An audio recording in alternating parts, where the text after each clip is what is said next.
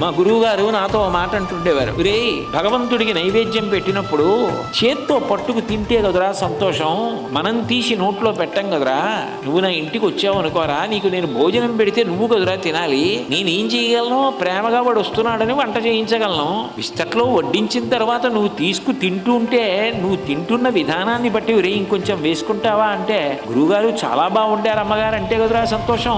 ఏ భగవంతుడు రా చేయి పెట్టి తింటున్నవాడు, ఒక్క సూర్యుడేరా అనేవారు. అని మా గురువు గారికి అలవాటు ఉండేది. పాయసాన్నం వండించి ప్రభాత వేళ ఆయన ఆదిత్య హృదయం పారాయణ చేసి సూర్యబింబం ఎదురుగుండా పాయసాన్నం పాత్ర పెట్టి సూర్య కిరణములు, కిరణములు అంటే కరములు, కరములు అంటే చేతులు, నైవేద్యం పెట్టి ఇదిగోరా చూసావా కిరణాలతో చేతులతో ఎలా ముట్టుకుని తీసుకుని తింటున్నాడో, ఇదిరా పరబ్రహ్మం అంటే, కళ్ళ ముందు కనపడుతున్న పరబ్రహ్మం రా, ఇదిరా నిజమైన ప్రసాదం అంటే, ఇది నాకు సంతోషం రా అని ఆయన ఆదిత్య హృదయం పారాయణ చేసి పాయసాన్నం సూర్యుడికి నైవేద్యం పెట్టి తినేవారు.